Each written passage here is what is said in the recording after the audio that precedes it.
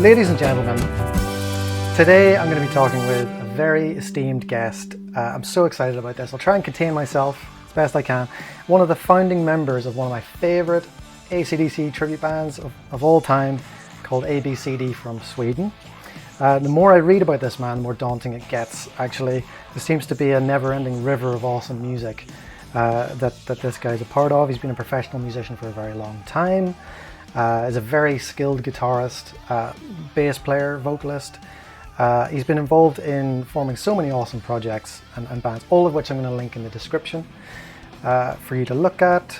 And today we'll be primarily focusing on ABCD because, of course, he plays the part of Malcolm Young, or Nalcolm, in ABCD. They started in 1983. They've released 2 full albums and an EP of original music. They also have a new album in the making. And speaking to me today from Sweden, may I introduce Mr. Nalle Pahlsson. Hello out there. Welcome to my show. Thank you very much. This is quite a big deal for me personally. I know a lot of ABCD fans out there are going to love to hear some details, you know, about ABCD's past and about the future as well. But before we start, just a quick shout out for 2 people who were my viewers, who actually helped me get in touch with you, Nalle. Lyric Entertainment, and to a mysterious viewer whose comments have now disappeared from my channel. I don't remember, I can't find who you are. So send me a message or a comment and I'll make sure and give you a proper shout out. But thanks for the information. Because in my video, Nalle, I actually said, where are these guys? You know, I said, where is ABCD? Because I'd like to speak to them or something, you know, and know what they're at. So that's great that we're here. So the first question then, okay, is how are you and where are you talking to me from? I'm in the city of Stockholm, yeah, on the north side of the city, and yeah, I'm right here speaking to. Where are you? Where are you? I'm on the south coast of England, so okay. yeah, we're all friends. Okay. Tell me a bit about yourself then, personally, your background in music. Guitar is your main instrument, or is it now bass? Or no, it's actually bass. But bass. in ABCD, I play the rhythm guitar, and therefore I'm not Nalle anymore. I'm Nalcolm. Nalcolm, so yes. yeah. But my main instrument is bass actually. But the thing is that I've been let's go from where I became a professional musician. That was in already 1983, 1984. And the thing is that I've been a so-called serious musician, but I've always had these projects aside from the more serious things. Like, for example, when I was in school, when I was between 12 and 15 years old, I had another, very humoristic band called Dashna. Dashna. and I've always been into music should be something that you have fun with, not all these serious stuff. Okay, I'm not too serious anyway, but of course you should be serious with the music itself. But I think it should be for the fun of it. So later on in 1983, it was in the end of 1983, and I had done some recordings with bands and artists and things like that. And all of a sudden, I started listening very much to ACDC. Mm-hmm. And it was a friend of mine who is the bass player and is still the bass player, Jim, but we call him Klim because we always put some yes something together from the original guys. That's Jim Gustafsson, right? His name is Jim. Yeah. But in ABCD, his Klim. But we were sitting drinking at his place, and then I said to him that we should form an ACDC. We said cover band at that time, but I don't know if the word tribute band had ever came up by then. So I just said, well, you play the bass. He actually did. He had a bass guitar at home. And I said, I also play the guitar. So let's form this band. And so we did. And yeah, and ever since then we had a lot of fun with it. And then in 1987 we got a record deal, and it was just by coincidence actually. I just happened to sing one of the songs on the mini LP that we called it then, Victim of Rock. Yeah. I sang it to a guy who actually was a producer. Okay. And he said, "You should make a record. It sounds really great." He said, "I didn't even have a guitar. I just stomped my feet and and I sang the chorus to him and said, 'You got more songs?' 'Yeah, I got demos at home. I just recorded them for fun.'" So we recorded this mini LP that we released in 1987. And it was only, it was 1,500 pieces. Do you say that? I'm not 100% perfect in English, but 1,500 copies of that mini LP. That was all that were made. But we made a big reputation among the rock clubs in Stockholm, and we also played a few gigs in Sweden, but we have never been outside of Sweden playing. Really? Okay. So that would have been one of my questions, actually. So, I mean, apart from ACDC, other artists that influence you, or the other guys in the band? Or was it always just ACDC? No. We used to make jokes about that ACDC is the number one band in the world, and we are the number two band in the world. Yeah. So I've read that as well, and it's funny. I expected you to have already ribbed me about this, but I put you at number 2 on my list as well. And there's some, I thought, that's a great place, even though you're my favorite. Yeah. It's still. So with ABCD, you were all based in Stockholm. I mean, you already talked a little bit about how you met, but how did you meet the other guys? So you and Jim founded the band, and then how did you come across the other guys? It was really fun. I can tell you 2 things about this. And it was really funny because it was the guitar player that we still have in the band, Bengus. Yeah. His real name is Bengt. Yeah. Which is a usual Swedish name, old-fashioned name. But the thing was that I didn't know him. He was just someone that I said hello to in school. But we had seen that he played with a band called The Weed. It was a very local band. We just sort of, he plays with a band. And then once we went to watch them, and he was playing and he was moving like Angus Young, and he was lying on the floor, like going around in circles. And so that came up when me and Jim started to talk about forming this band. And we said, that guy Bengt, I've heard that he's also called Bengus. He was already called Bengus by then because he was such a big ACDC fan. At that time, I was a mailman, postman.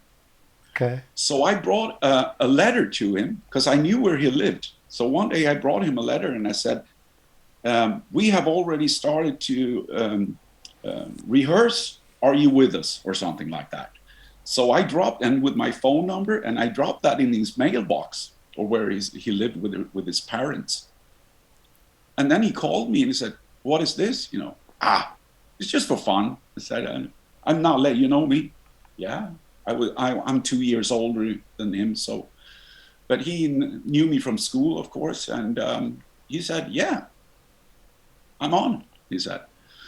Wow. And then we started to talk about about which singer we're going to have. And there was a friend of mine, and Micke Hujanen, his name is. Yeah. And the funny thing is that Brian, like you say Brian, but if you say Brian, which sounds very similar to Brian, that actually means, what do you call? To smoke weed.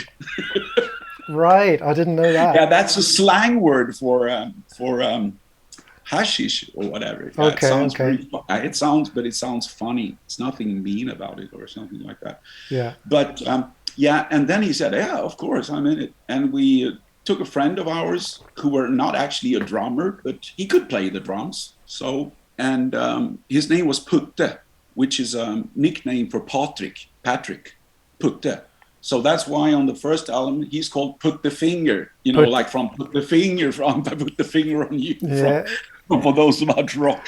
Yeah. So his actual name was Putte. I didn't know that. Yeah, and the thing was that when we started to rehearse, one day the singer, Michael, he first went into the rehearsal room, and then for just a minute, he went out, and we just wondered, where the hell did he disappear?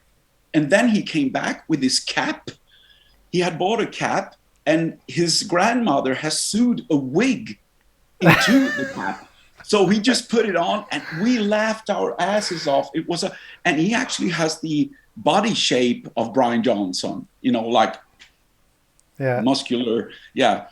And we laughed so much. We thought it was so fun. But yeah, so we've been laughing all the time at the whole thing. But at the same time, we do it with very much love to ACDC because we love them. But I think already from the beginning, ACDC has so much humor.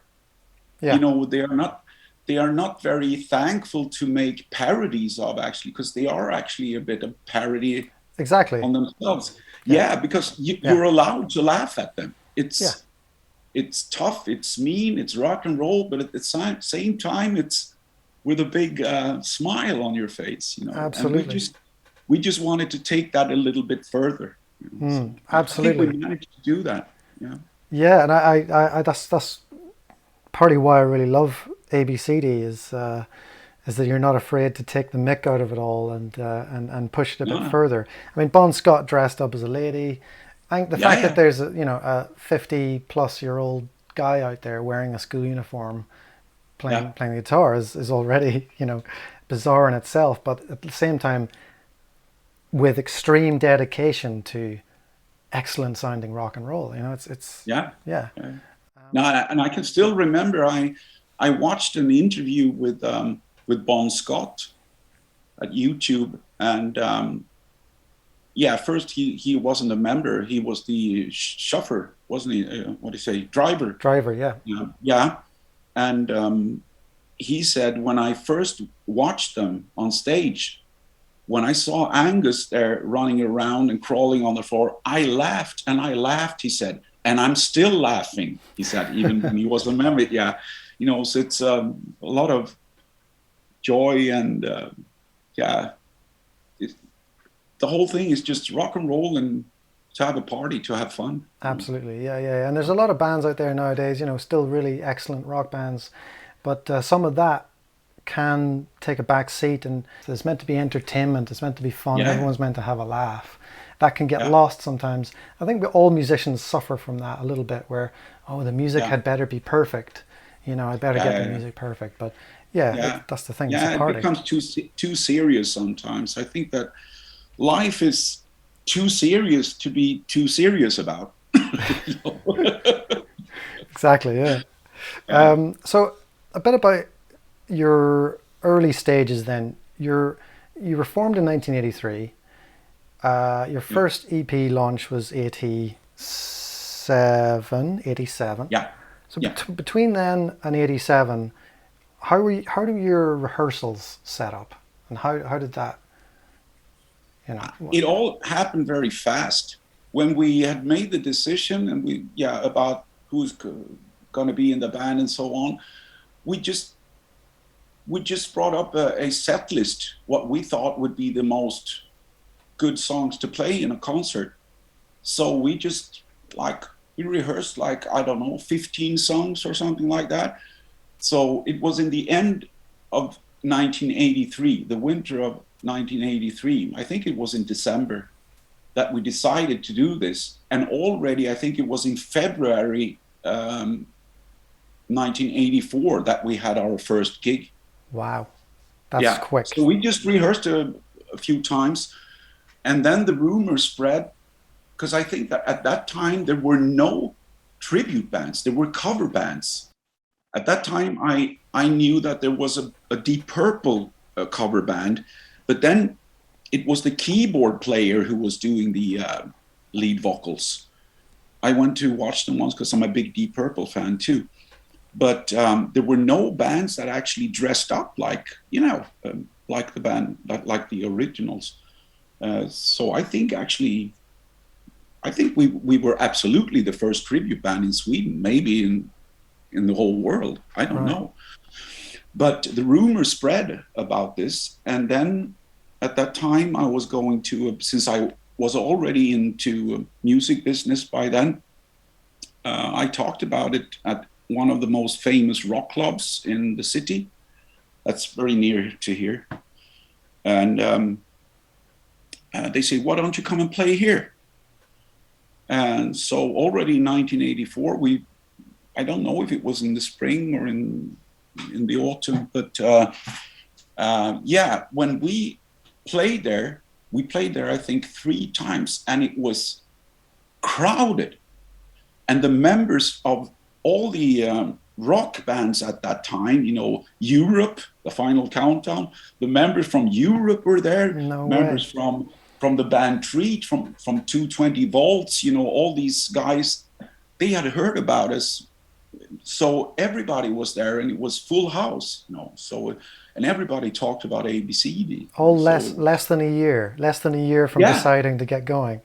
Was that all covers then? That we were still doing just covers, or were there any? Okay, so covers.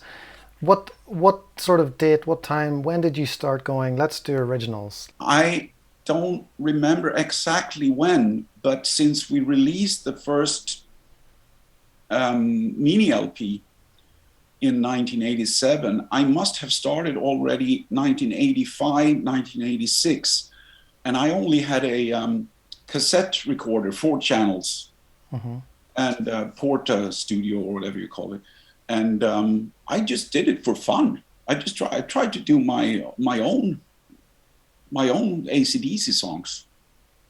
So yeah, I just did it for fun. Well, and then I was recording I had really started to get going as my career as a freelance musician by then. So I was recording very much at a studio here in Stockholm, and there were producers there and other people that I worked with, and they knew my love because I was always talking about ACDC, and I was always laughing when I was talking about it, and they noticed that I had such a big love for ACDC. And then one day, a producer out there, he asked me, "Oh, don't you write your own material?" "Yeah, in fact, I do," I said. And then I sang this song, "A Victim of Rock," to him, and he said, "You should make a record with that." Yeah, that's how it all happened. It just happened by itself, or however you say it. Right. So you had half. So did you basically craft all of the songs yourself? Would you say that you're the driving force between the writing and the?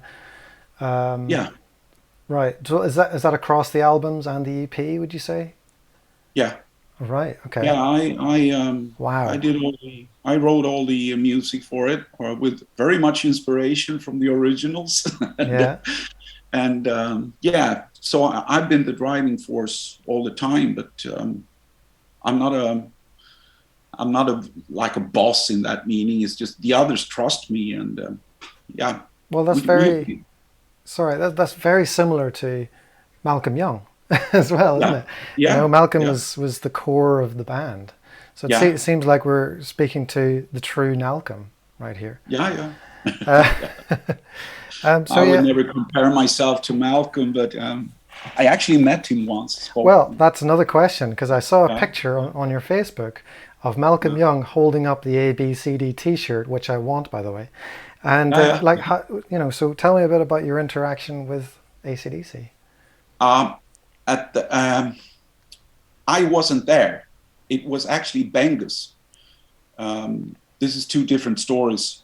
It was actually, we had a rock magazine, rock and pop magazine here in Sweden in the 80s called OK. It was called OK. And I knew the guys out there at that magazine. And once I saw, or at that time before they came to Sweden and they played, it was by the time they released Who Made Who.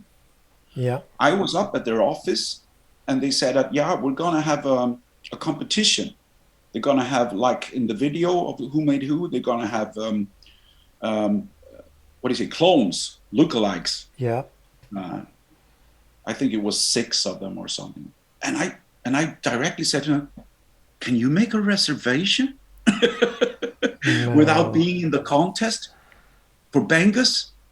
He looks like, and he moves like Angus, you know. And they said, okay, we'll do that for you. No so way. I called Bengus and said, do you want to participate in this when they come to Stockholm? Yeah, of course, he said. Be with them backstage. And so he brought some T-shirts, and I was at me and Jim was at the press conference with Brian Johnson and Angus. So I spoke to Angus there for a while, and we also, it was Bengus backstage there. He also gave them our mini LP. Wow. And they thought it was fun. They were laughing and said, yeah, great, you know. No way. How much motivation do you need? That's crazy. Yeah. So is Bengus in the Who Made Who music video? No, not in the video. This was at the concert at the I Stadium in Stockholm. Right, and okay. I was there at the concert, and, you know, me and Jim were there, and we were just standing like, yeah, Bengus is with them on stage, you know. That's crazy. Yeah, and he told us about everything there behind the stage, and they had been very nice, and they could talk to them, and they said thank you so much for the mini LP and the T-shirts, and they thought it was really funny. That's a common thing with ACDC. You know, one of the things that you hear, anyone that does meet the band, they're always really humble, and they take a lot of time to say thanks and just to be really cool. So yeah, that's a crazy story. So you've already answered some of this because you're the guy that comes up with the riffs and the structures, etc. Who wrote the lyrics? Is that you as well? On the first the mini LP, I wrote most of the lyrics, but I hope it's correct English. I don't know. That's okay. But no, and our singer at that time, Mike, he wrote some of it. Then on the Rock and Roll Devil that we released in 1992, it was partly me. I think most of the lyrics were written by me, and I also called in an American guy that had been living here in Sweden for over 30 years. His name is Dave Nurge, and he's from Chicago, I think, from the beginning. But he wrote some of. And on the next album, Cut the Crap, it was Dave Nurge who wrote all the lyrics, but the lyrics are written from ideas from me from the beginning. I always say to him, I think that this should be the subject of the song, and this I think should be at the choruses, something like that. I said, this is what I have thought about, and then, but I also say at the same time, if you come up with something better, it's okay. Just write whatever you want. But he used to use my ideas. So okay. But he writes. He's the lyricist, or whatever you call it. Yeah. Okay. And also on this forthcoming album. Now, so take me through your writing process. Maybe you don't want to give away all your secrets, but how did you come up with the riffs? Like the amount of times I would go to write a riff, and I would be like, oh, that's really cool. And then I would go, hang on, that's really, really close to an AC/DC riff. I can't use it. And the other day I came up with a riff, I recorded it, and it was an ABCD riff. So, so how do you, you know, how many times did you look at yourself and go, oh, that's a bit close, I can't use it? Or, you know, what was your process? I actually don't know. It just comes up, ideas. But the whole thing about AC/DC is it's all by what you feel. It's something that comes from inside. I really don't know. But I'm so much into this, you know, what they're doing. So I know how Nalcolm is playing and how they make their riffs. So I guess I just do something similar, but it has to come from the heart. I think I would, like, I would love to hear a song from ACDC that goes like this, Right. something Okay. like that. Yeah. So, and very much the riffs actually comes from titles. I look for titles. Sometimes I watch or listen to interviews with them, and I'm going to reveal something for you Okay. about the new album. Yeah, this is quite funny. They always had this. I don't know what you call it in English. Likheter. Similarities? No. Yeah, you know what I mean. They have, for example, the song Heat Seeker. Yeah. Yeah. Oh, It's not actually about. It's not actually about a no. what they show in the video. Yeah. So simile. Yeah. Simile. Yeah. Yeah. Yeah. Yeah. Yeah. So they said to him, and they talked about this. What do you call it? Sexual references or whatever you say. Yeah. Yeah. Yeah. Yeah. And they say, it seems like Heat Seeker is something else.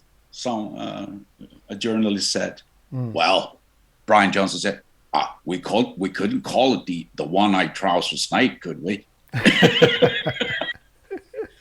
So there you got it. There you got a title for the new album. Right. Right. What is it? One-eyed trouser snake? Is that you? Yeah. Oh Of my course. God. The words actually comes from Brian Johnson. So and then I just started to think of what did he say? Yeah, he said, it sounds like if they would have made a song or written a song that would have that title, it would go like this.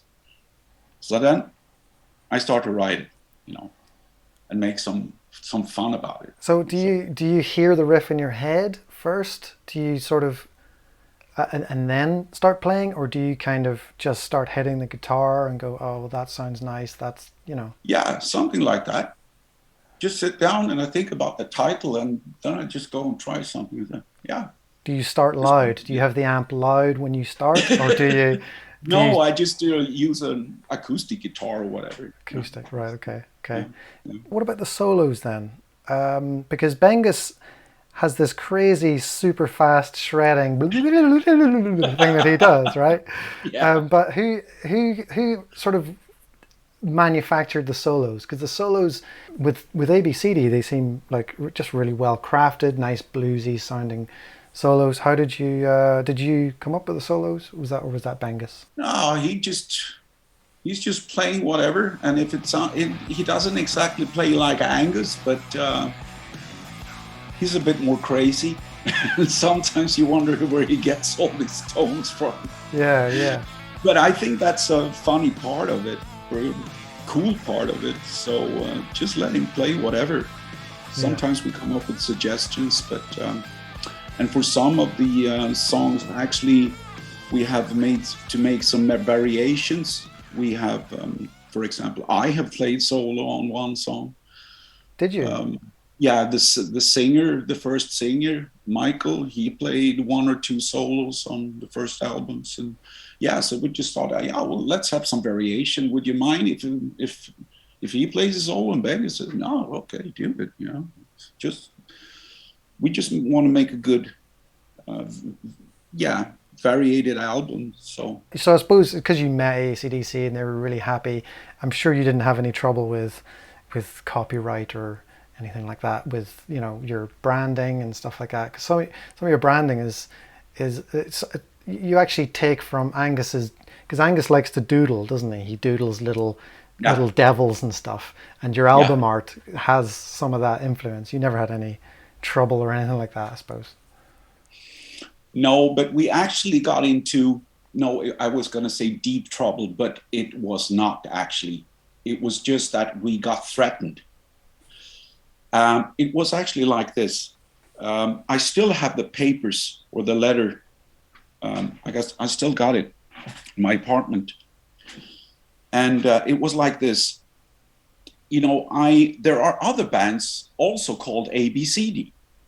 Yeah. So we actually stole the logotype, and we made the yeah, the A, B, C, D letters there, looking exactly like the originals. Mm.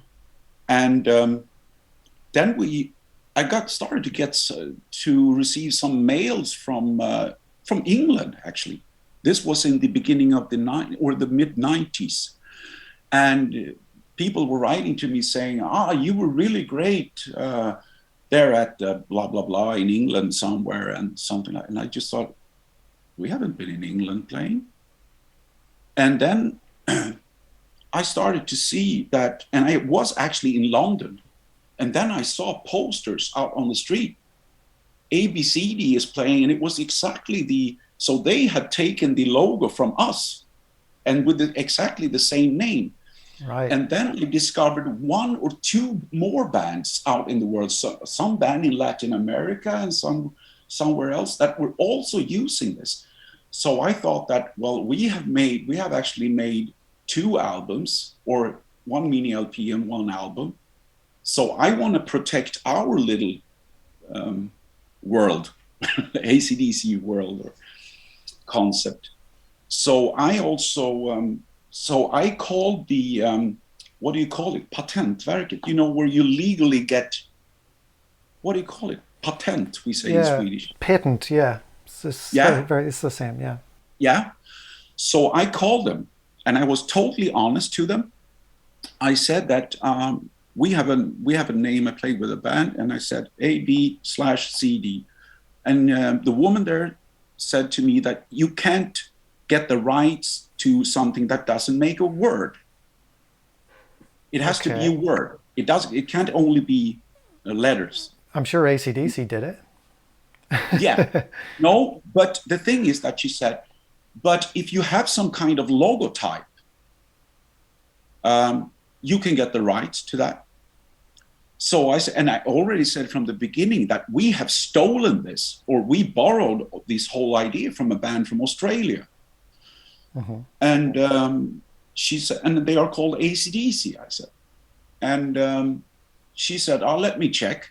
And she said to me, "No, there's nothing registered that is ACDC here in Sweden. So so you can do that," she said. And I was just, okay. So if you send in your logotype, yeah, we'll take it from there, she said. Okay.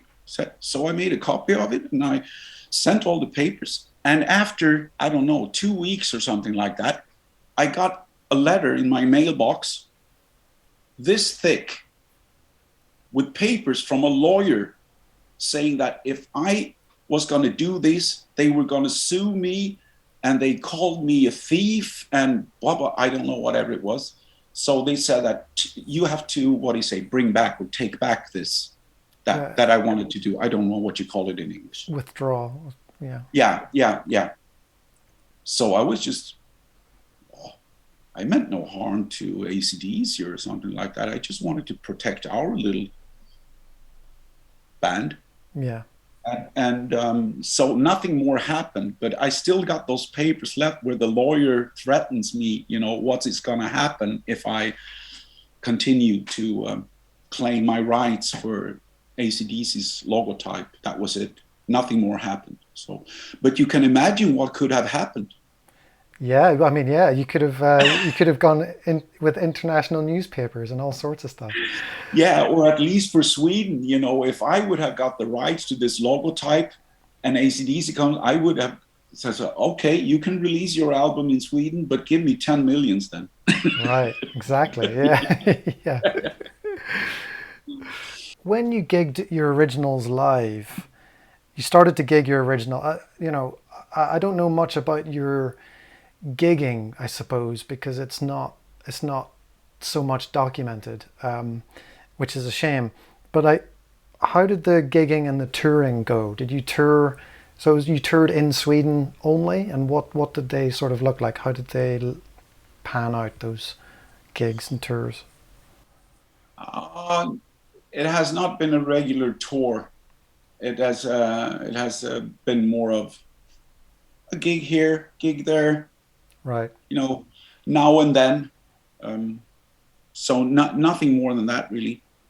And it was really funny at that time, back in 92, 93. It was, I've been into music business for such a long time, and I know so many from the bands at that time. I got a message from B&G Records when we had released The Rock and Roll Devil, after, I don't know if it was half a year or something like that.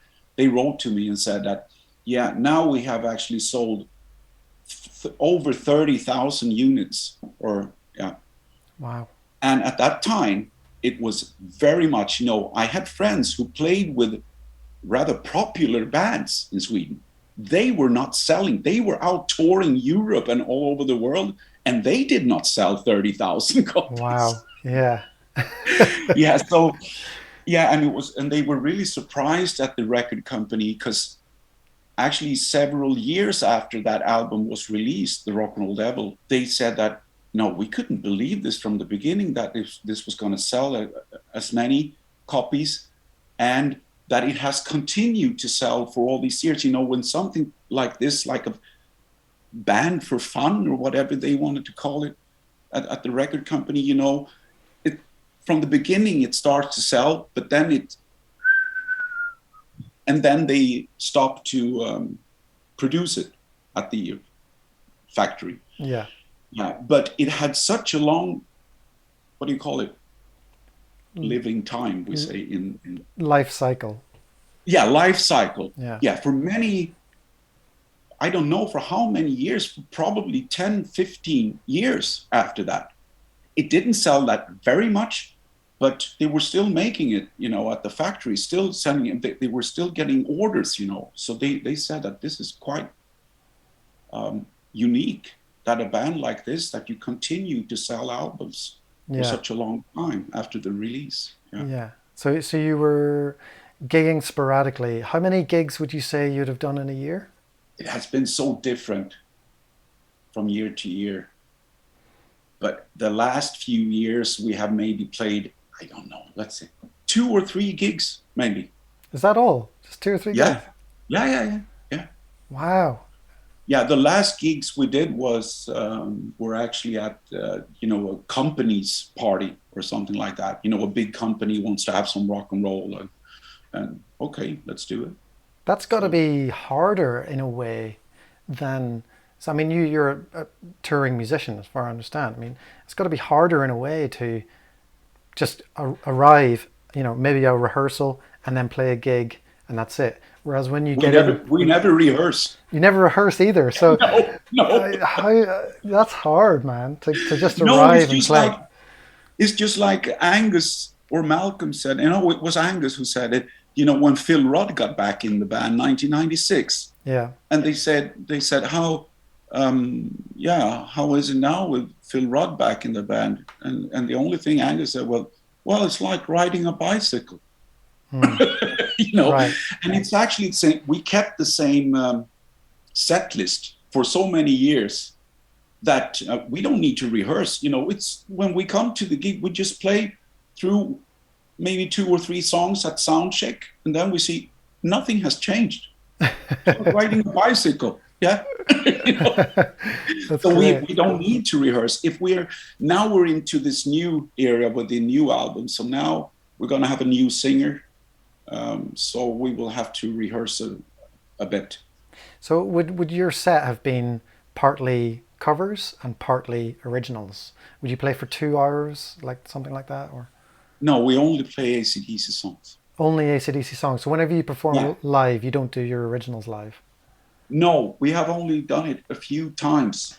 I remember the last time we played an original song from ACDC was very many years ago, and then we played. Not from the latest album, we played a song from the first mini LP.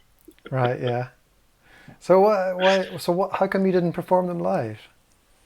No, because we want to hear the AC/DC songs, and I think the audience also wants to hear them. So if someone is screaming for some of the original songs, but then we have to rehearse. Right, okay.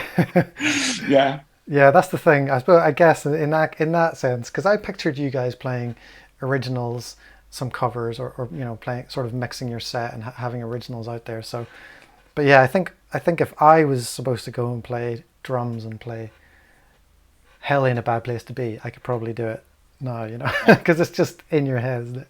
No, but it's just like, how can you compete? You I'm know, your own songs with Highway to Hell, Back in Black, TNT. For those about, you know, you can't compete with it. You know, I don't, I know, but you've sold so many records, and you must have loads of fans that would if you had a dedicated ABCD gig, you could sell it, people would come. yeah, I'm sure that would happen. yeah. Would, But would, yeah, but maybe we're gonna do that sometime in the future, to play a gig with only our songs or mix it up with the original songs. Yeah, maybe we'll yeah, do that. But I also think that the audience, they are aware of that. If we, for example, would play only ACDC songs and at the same time we have our new album there, they would go and buy it anyway because they want to hear what are they doing themselves, you know, and they have probably heard it on Spotify or whatever, yeah. YouTube. Recording then. How long does it take to track an ABCD album completely? The Rock and Roll Devil, the Cut the Crap album, we recorded in the old ABBA studio, you know, ABBA. Right. Um, Yeah. Yeah. yeah, yeah, actually in their own original studio. We recorded both albums there. And we used 1 week for all the backgrounds and the basic tracks and vocals. 1 week. So I think that was, no, it was 1 working week. It was 5 days, I think. And then another 5 days for the mixing. That's very quick. That Yeah. seems, yeah. Yeah. Now it's a bit different. We have been in a studio here in Stockholm, and we recorded all the tracks live, and we will keep most of it. But there are some editing we'll do afterwards. But I think it goes pretty quickly. Yeah, because we rehearse, of course. The first time we recorded 4 basic tracks, the next time 4, and then 4 again. I think it's 11 or 12 tracks we have recorded now. But we rehearse 1 day, and then we record the next day. And then I call the others, okay, let's do another session. Here are the demos, listen to them, then we meet and we record. But now today it's, you know, it's more like you sit and you edit some stuff afterwards, but not very much. It's just if there are some mistakes or you go in and repair, whatever. Yeah. So you mentioned demos. How do you communicate because you still write the majority of the material. So how do you communicate that to the band? Do you go in and record a quick demo? Do you have demos and then you hand them to the guys and then? Yeah. Ah, okay. That's exactly how it happens. Ah, okay. And it's just that they agree with me. They say, great. They say, great song. Or if I say to them, if you think that that is not good enough, you know, just tell me and I'll come up with some other songs or whatever. So, but I think that I have already, you know, I had like 15 or 16 songs from the beginning that I thought, no, that song is not good enough. No, let's take that aside from the others. And so I have already done that before I show the songs to the others. Right. Okay. So they tend not to challenge you. They tend to accept what you've given them. No. That's a good sign. It's got to be a good sign. No. How do you get your massive guitar sounds? Because, you know, what do you have? What kind of setup do you have? We try to do it the same way as ACDC does. Actually, it's just Marshalls, right? And just plug it in separate rooms. Of course, that my guitar and Benga's guitar are separated from each other. And yeah, and with this recording, we had a guy from a very close friend of mine. His name is Stefan Bergström. He's a very good guitar player, but he's also a really good engineer and producer. So he has been with us in the studio with the guitar setups to really get the right sounds. Okay. Yeah, we have recorded it with the real thing, you know, real Marshalls and Fender Bassman and Bangus used, I think. But yeah, you really have to have someone there. I'm not into this very, you know, I see the thing as something, what do you call it? Entirety. I'm not very much into details. I just want to feel that everything feels good. Right. But Stefan, my friend, he's very much into, no, I know, move the microphone there. Right. There it is. He said, yeah, that sounds like Nalcolm. He said, yeah. Wow. So, and I now got the Gretsch. I got 2 Gretsch guitars, you know, Malcolm Young Gretsch guitars. Yeah. Yeah, you need that, don't you? You need someone, big picture person, someone with the detail and the know-how. I've got a really good friend who's a sound engineer, an excellent sound engineer, like just a wizard. And he'll talk to me. He'll have a complaint about something. Oh, this guy did this, and he didn't even know that this frequency resonates like this, and he didn't know about it. And it's just going straight over my head, you know. But he's just amazing to have around, obviously. No, okay, so Mikey's Butt, right? is a track of yours on Cut the Crap, and it's one of my favorite tracks. Now, there's someone had some serious balls to put the keys and synth on this track. Who actually came up with that to put the synth on there, and who plays the keys? I think it was either me or it was Jim. It's something very simple, but it's we tried to make it sound like what do you call it? Bagpipe? Is it called bagpipe? Yeah, bagpipes. Yeah, it does sound a bit bagpipey. Yeah. So I was thinking of the song "It's a Long Way to the Top," of course. Yeah. And I said, something that sounds like bagpipe, and it was we just tried a synthesizer there, and this sounds similar to bagpipe. Let's use it, you know. Yeah, that's cool. And that's another thing about that album, Cut the Crap. We had to make a lot of what do you call it? Censorship. It was actually called Bolton's Butt. Well, right. So this is my next question, because the song's apparently about Michael Bolton. Why do you hate Michael Bolton so much? We don't. We don't. I actually like Michael Bolton's first albums when he was a bit more rockish. I'm a big fan of his. But no, it was just to play around with, you know, who can we point the finger at and say something mean? Yeah, you know? Yeah. So several of the songs are actually had different lyrics from the beginning. But the record company at that time, BMG Records, they were saying that, no, we can't do this. We're afraid that we're going to get sued. So the song Cracked and Wacko was called Wacko Jacko from the beginning. It was about Michael Jackson. Right, okay, right. And the song 6 Feet Down Below was about Madonna. Oh, I didn't know that. Right, okay.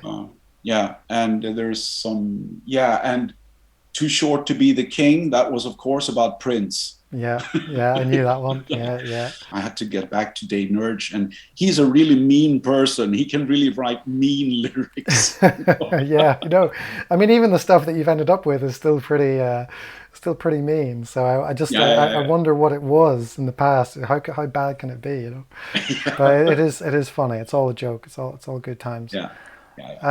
With music videos, I love your music videos. How did they get organized? I mean, I particularly enjoyed Mikey's Butt music video as well, where it's an homage to ACDC's Fly on the Wall videos.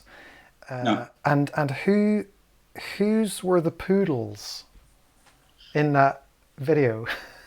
I don't remember, actually. It was this was made by the one of the bosses. He was one of the bosses at the ABBA studio, and he also knew a video recording team. So it was him who brought us to this place where we recorded it, and he also brought the girls there that are in the video and the dogs. So I actually don't know. They just filmed a lot and said, "Let's make a video, okay?" And they showed it to me. I said, "Yeah, looks okay." And yeah.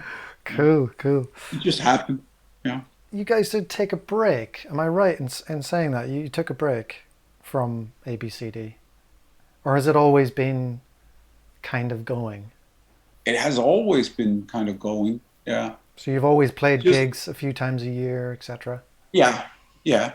Okay. And then we just yeah, if a gig comes up that we think that yeah, we can do this and is everybody available? Oh, let's do it. You know. So no, we have never had a break actually.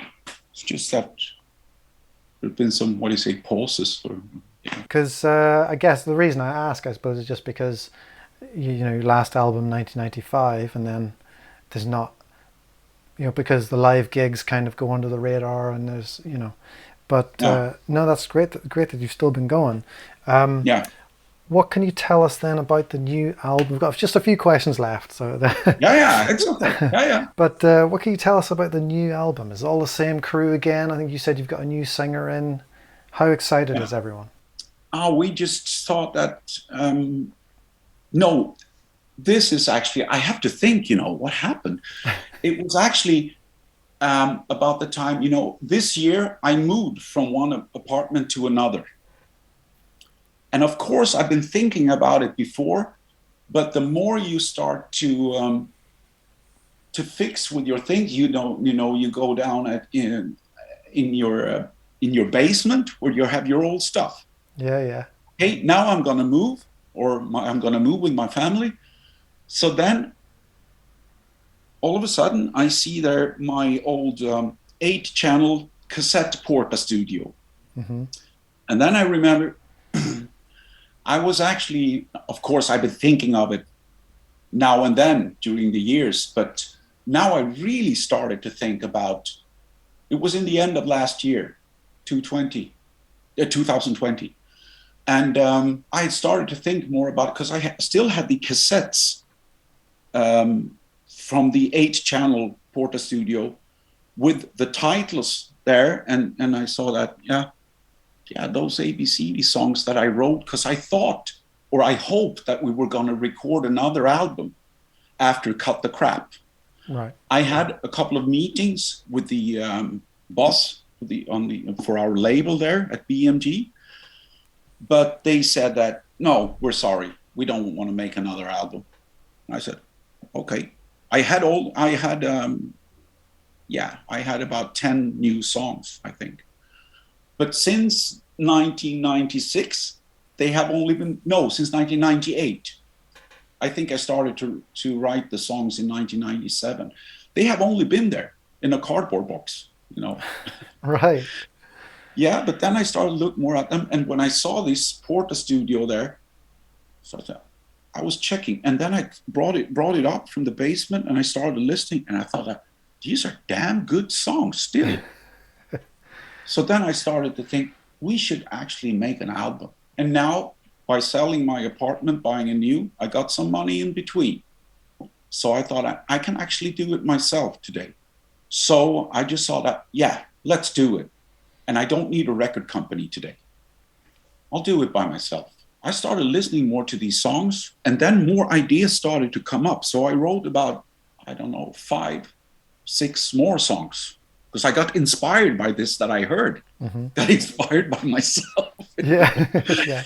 It happens. It happens. No, by ACDC and very much actually from Brian Johnson and Cliff Williams coming back to ACD. You know, everything just happened. Mm.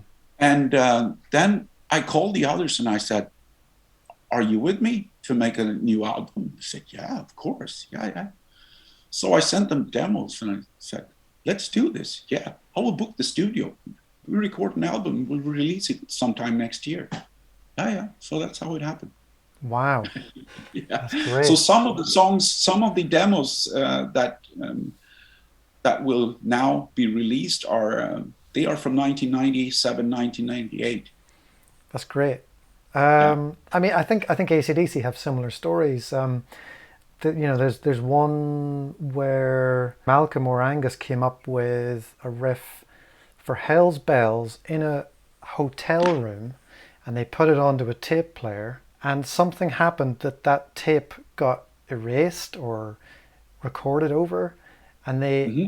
recalled the riff, but one of them, I forget which one, if it was Angus or Malcolm, said that they're pretty sure that the riff that they had before was even better than the Hell's Hmm. Bells riff, if you can imagine something like Yeah. that.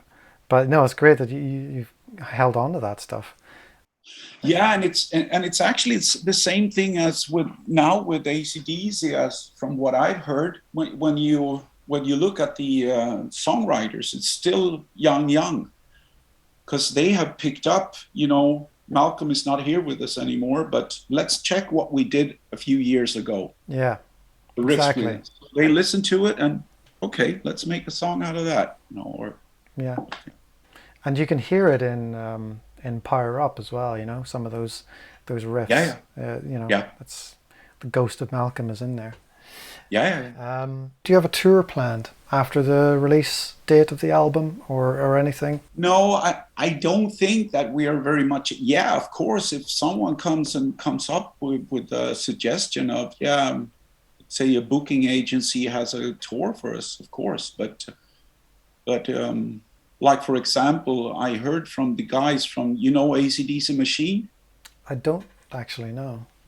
No, there's like an ACDC fan club based here in Sweden, Okay. and I'm in contact with them now because I'm a good friend of one of the guys there, and he has spread the word to the others. And I got a message from them here, and they said, yeah, maybe you should play at Bonfest. So I thought that, festivals and things like that, yeah, we would like to play at those festivals. Well, I mean, part of the reason I ask is if you play a gig and play a mini tour in Sweden, or you play some gigs in Sweden, it's certainly if you play gigs in the United Kingdom, I'm going to come and see you. Oh, yeah. I would definitely come and see you, and I'd bring as many people as I could. Yeah. I suppose that's kind of it. It's just, what are your plans for the future?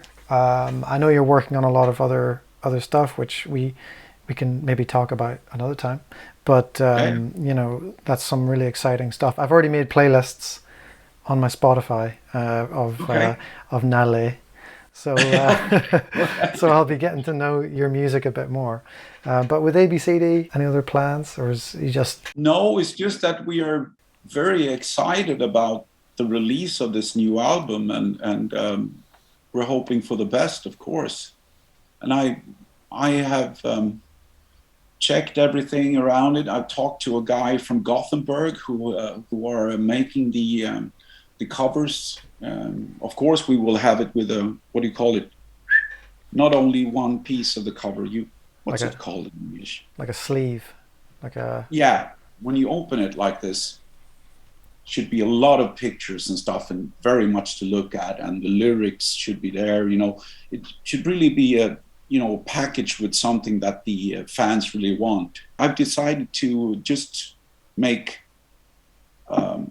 300 to start with. 300? That's all. Yeah, yeah, because it's so different today. There are only those nerds or those hardcore fans that are buying them. But vinyl has become very popular today. Yeah. So if we sold about 30,000-40,000 copies of the Rock and Roll Devil back in the 90s, I think we should be able to sell 300 Right. copies of the vinyl. But I don't know, and I'm not sure yet how I'm going to do with the how to do it. That's another question that I should take the opportunity to ask you. How do you think the music industry has changed in your opinion, and how has that affected your professional life? It has changed very much, but for me personally, it has come to I feel like I'm on a pretty, what do you say, safe ground now. For some time it was like, what's happening out there, and CDs are totally out in Sweden, at least, and many other countries too. And I think that even Japan are suffering from it. Japan has always been, the country where they are so much into, we stick to what always has been. We buy the CDs, we buy the vinyls or whatever. But even in Japan, they have stopped to buy CDs, or it has been going straight down. But I had more recordings now than I ever had, you know, because you can do it from your home. Yeah. You don't actually, you know, people ask me, okay, so you got your own studio. Well, studio, I got a computer. Yeah. That's all you in my need, bedroom. Yeah. Yeah. So you can it's so much easier today, but it's like, yeah. And I have to tell you, it's really funny because if you check Spotify, you can actually go in there and you can see, you know, some of my friends are playing in what I have seen as, of course, consider as quite popular. They are selling quite many albums and things like that. And let's see how many streams they have each month. And then I see that, yeah, it's one of the bands. Yeah, they have about 5,000 streams a month. Maybe some have a bit bigger bands, like a band called Treat that I play with myself. Yeah. They have about 25,000 a month or something like that. Some of the other bands I thought were quite popular, maybe they only have 500 or 1,000 streams a month. Yeah. And then I go in and check ABCD. We haven't released an album since 1995, and we have 11,500 a month. Wow. So we're actually bigger than some of the bands that are releasing new albums and have done it since years back. Yeah. And I was just like, what? Yeah, people are still listening to us. So that really feels like, yeah, this is going to be great to release a new album. Awesome. So, that's what I mean, man. Like if you got a mini tour or a little a special gig that just did ABCD songs, I'm sure people would come along. Yeah. Yeah. Something to think about. We could, yeah, we will. It's just that we have to rehearse then. Oh yeah. That's true. You have to put a bit of work in. We'll be quite strengthful. Yeah, exactly. Yeah. No, but it's fun. And the thing is with ABCD that we are a unit of friends, old friends, and we are like, maybe you call it farmers or something like that, you know. It's like, you know, it's very much like we're just laughing and having a good time. We're all friends from the same suburb here in Stockholm, and yeah, that's the way it should be. Yeah. You know? I mean, I definitely heard a toilet flushing in one of your albums, so you know that tells you everything, really. Yeah.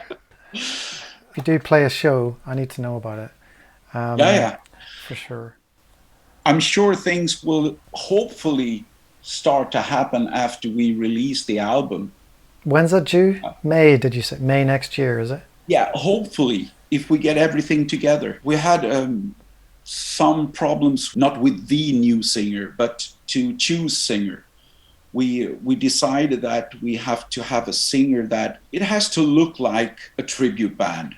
And then you should have someone who actually looks like Brian Johnson, what ACDC is today. And we also need to be, this unit of farmers, you know.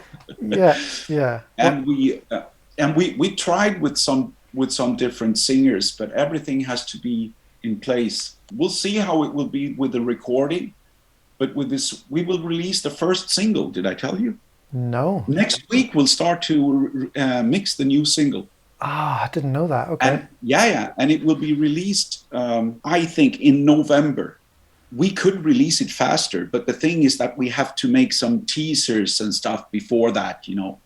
Okay. So we will push it a bit, maybe until mid-November, I think. So, but we have everything. We have everything tracked, and we will start the mixing next week, or no, the week after next week.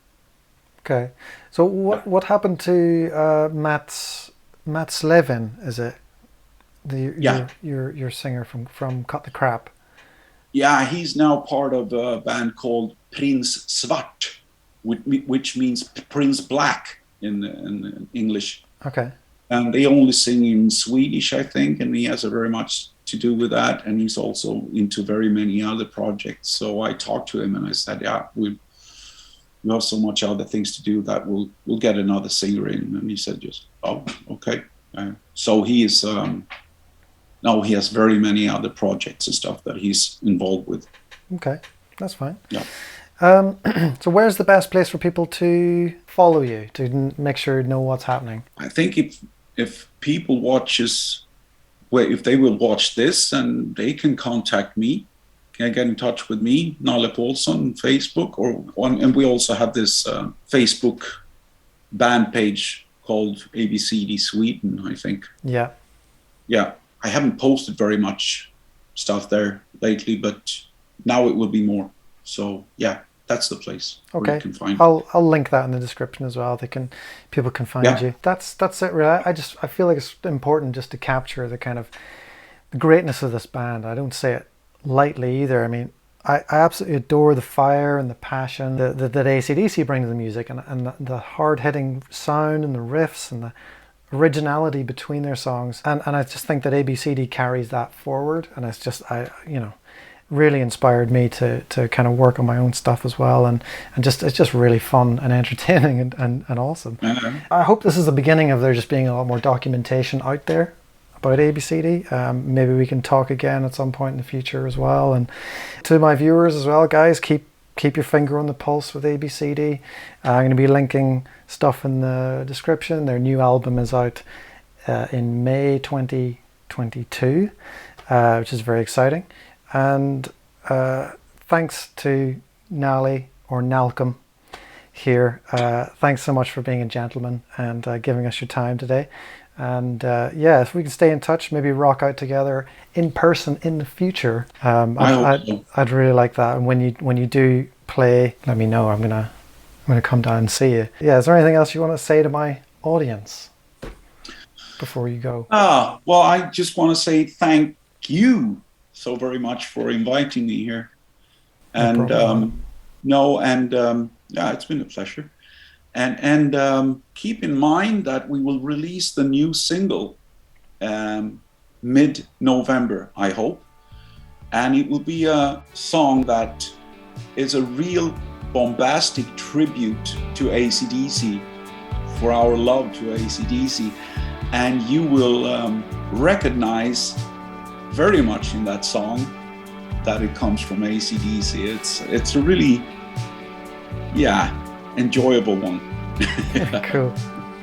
Well, I don't think anybody will be disappointed. Actually, I don't think so. Good. Yeah, I look forward to that massively. All right. Well, to the audience, thank you. I've been Chrissy D. This is Chrissy D Show. Thank you, Nalle. Thank you very much, Chris. Yeah. All right.